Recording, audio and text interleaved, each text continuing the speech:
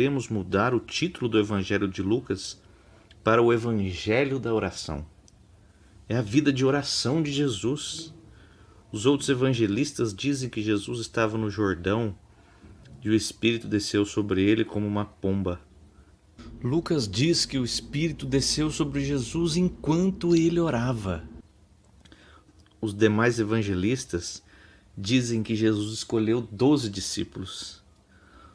Lucas relata que ele escolheu 12 discípulos após passar uma noite em oração. Os outros evangelistas dizem que Jesus morreu na cruz.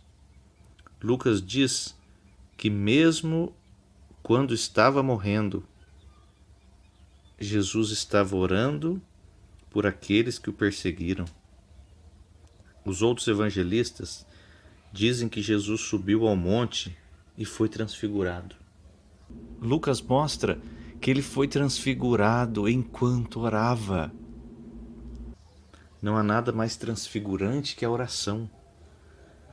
As Escrituras dizem que os discípulos foram dormir, mas Jesus foi orar, como era o seu costume.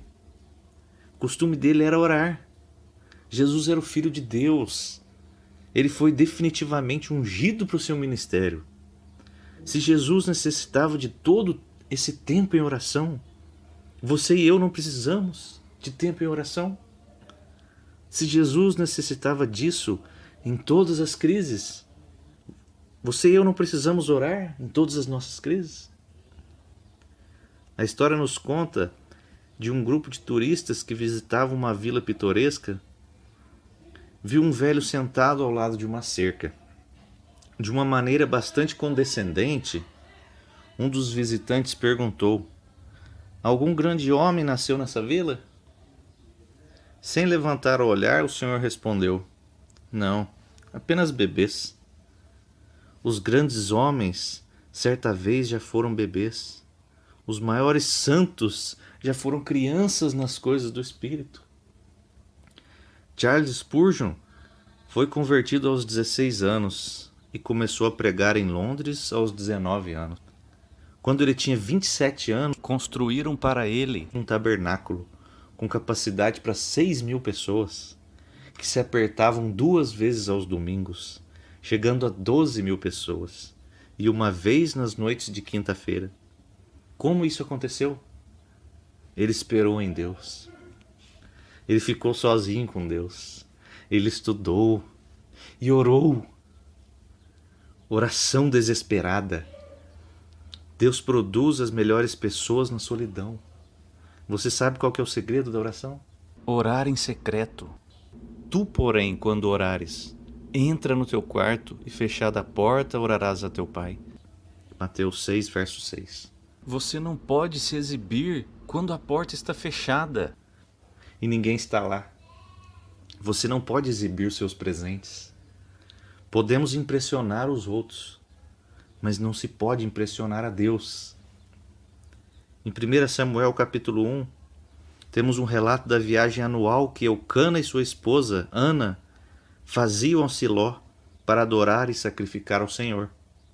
Durante aquele período, Ana ficou angustiada por não conseguir gerar um filho para o seu marido. Essa passagem das Escrituras nos fornece um relato bastante descritivo do seu tempo em oração, em relação à esterilidade do seu ventre. Nos é dito que Ana chorou. Mais do que isso, ela chorou até ficar angustiada. Ela derramou sua alma diante do Senhor. Seu coração estava aflito. Ela estava com amargura de alma, motivada por um espírito angustiado. Essa é uma boa lista de aflições, tristeza, sofrimento e tudo mais que veio sobre essa mulher. Mas a chave para toda a situação é que ela era uma mulher de oração. No versículo 20 é dito que ela recebeu a sua recompensa. Ela concebeu e, passado o devido tempo, teve um filho, a quem chamou Samuel, pois dizia: do Senhor o pedi. Tenho dito muitas vezes, e as pessoas não gostam disso, que Deus não responde às orações. Ele responde à oração desesperada. Sua vida de oração denota o quanto você depende de sua própria capacidade e o quanto realmente crê em seu coração quando canta: nada trago em minhas mãos, simplesmente a tua cruz apego-me. Quanto mais autoconfiança você tem, menos você ora. Quanto menos autoconfiança você tiver, mais terá que orar. O que as Escrituras dizem? Diz que Deus escolhe as coisas desprezadas, as coisas que nada são. Paulo diz em 1 Coríntios 1:28 que Deus escolheu as coisas que nada são para reduzir a nada as coisas que são, para que nenhum mortal se glorie na sua presença. Hoje precisamos de muitas coisas que nada são. A linguagem dos pobres. A oração é a linguagem dos pobres.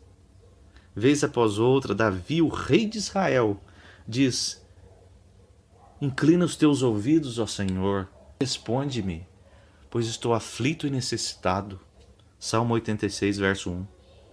Você se lembra que um dos maiores salmos que ele escreveu diz: clamou este pobre, e o Senhor o ouviu, e o livrou de todas as suas angústias. Salmo 34, verso 6.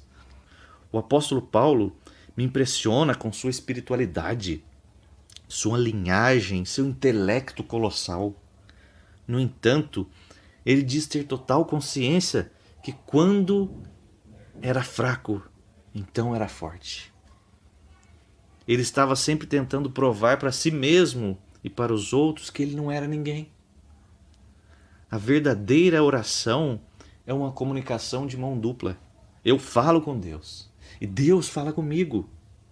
Não sei como o Espírito produz a comunicação ou porque Deus necessita que eu ore, mas é assim que Deus trabalha. Levante-se e ore. Um dia eu estava em uma conferência com o Dr.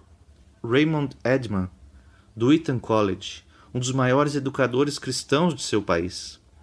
Ele nos contou uma experiência que teve enquanto estava no Equador como missionário.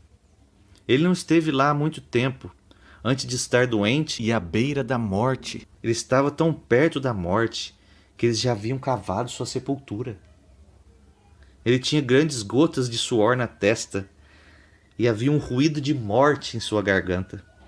Mas de repente ele se sentou na cama e disse à esposa: traga-me minhas roupas. Ninguém sabia o que tinha acontecido. Muitos anos depois, ele estava recontando essa história em Boston. Após contar, uma velhinha com um livro pequeno, cheio de orelhas e surrado, se aproximou e perguntou: qual dia você disse que estava morrendo? Que horas que eram no Equador? Que horas seriam em Boston? Quando ele respondeu, o seu rosto enrugado se iluminou.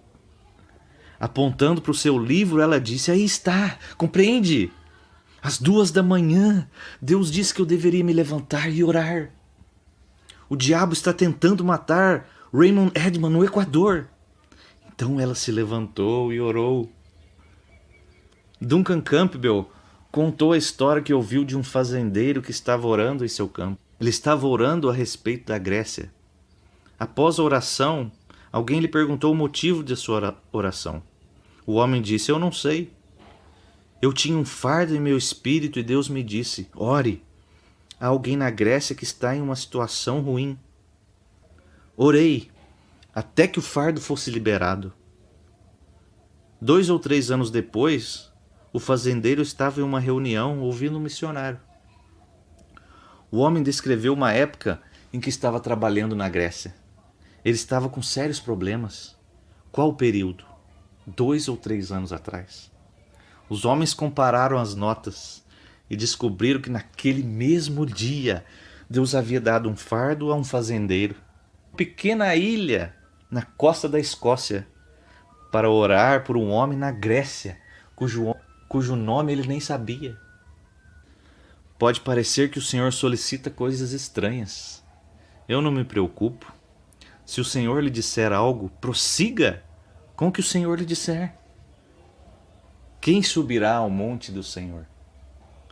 Eis outra experiência que Duncan Campbell contou quando estava trabalhando na Escócia.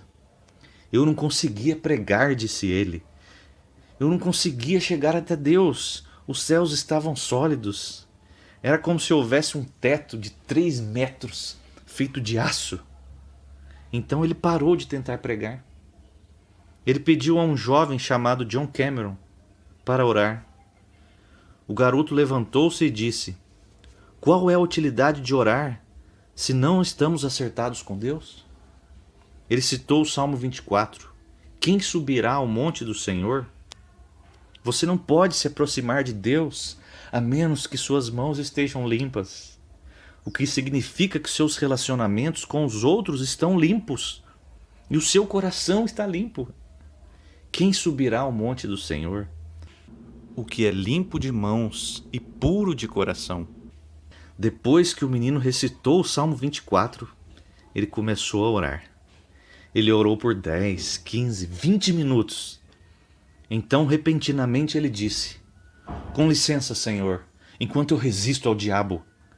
Ele se virou e começou a dizer ao diabo para onde ele deveria ir e como chegar lá. Ele lutou por tudo que era valioso. Você fala sobre ter a armadura de Deus e resistir ao diabo. Quando ele terminou de resistir ao diabo, ele terminou sua oração. Ele orou por 45 minutos. Quando ele finalizou a oração, foi como se Deus tivesse acionado um pequeno interruptor no céu. O Espírito de Deus desceu sobre aquela igreja, aquela comunidade, no salão de dança do outro lado da cidade e na taberna deste lado da cidade. O reavivamento nasceu naquela oração. No final de Malaquias nos é dito: eis que eu envio o meu mensageiro, e ele há de preparar o caminho diante de mim. E de repente, essa é a palavra que eu gosto, de repente, virá ao seu templo o Senhor. Malaquias 3, verso 1. Lembra-se do que é dito sobre os pastores? Eles estavam vigiando seus rebanhos à noite, quando de repente se ouviu o som dos exércitos celestiais. Você se lembra de alguns homens que estavam esperando no cenáculo? De repente o Espírito Santo veio sobre eles naquela sala. Há uma data na história que eu amo muito. Quarta-feira, 13 de agosto de 1737. Um pequeno grupo de pessoas na Morávia estavam esperando, em uma reunião de oração. Às 11 horas da manhã, de repente, o Espírito Santo veio. Sabe o que aconteceu? A reunião de oração começou às 11 da manhã e durou 100 anos. Isso mesmo, aquela sala de oração não ficou vazia por um século. É a oração mais longa entre homens e mulheres que eu conheço. Até crianças de 6 e 7 anos de idade batalharam em oração por países cujos nomes eles nem conseguiam soletrar. Porque não temos avivamento. Em uma velha cidade da Irlanda, te mostrarão com reverência o lugar onde 4 jovens se encontraram, noite após noite após noite, orando pelo avivamento. No país de Gales há um lugar nas colinas onde 3 ou 4 jovens, de apenas 18 ou 19 anos, se reuniram e oraram noite após noite. Eles não deixaram Deus ir. Eles não aceitariam não como resposta. De toda forma humanamente possível, eles oraram até trazer o avivamento à existência. Se você está pensando em reavivar sua igreja sem nenhum inconveniente, esqueça isso. O reavivamento tem um alto custo. Posso lhe dar uma razão simples pela qual não temos avivamento na América. Porque estamos contentes em viver sem Ele. Não estamos buscando a Deus. Estamos buscando milagres, buscando grandes cruzadas, estamos buscando bênçãos. Em Números 11, Moisés disse a Deus: você está me pedindo para carregar um fardo que eu não consigo suportar. Faça alguma coisa ou me mate. Você ama a América o suficiente para dizer: Deus envia um avivamento ou me mate? Você acha que é hora de mudarmos a oração de Patrick Henry de dê-me liberdade ou me dê a morte para dê-me um avivamento ou me deixe morrer? No capítulo 30 de Gênesis, Raquel vai até Jacó e se lança em desespero. Ela diz: dá-me filhos, senão morrerei. Você está disposto a se lançar diante de Deus para buscar o nascimento espiritual de filhos espirituais em nosso país? Algumas pessoas dizem: estou cheio do Espírito Santo. Se a vinda do Espírito não revolucionou sua vida de oração, é melhor verificar isso. Não tem tanta certeza de que você conseguiu o que Deus queria que você obtivesse. Temos dito que a oração muda as coisas. Não! A oração não muda as coisas. A oração muda as pessoas. E elas mudam as coisas.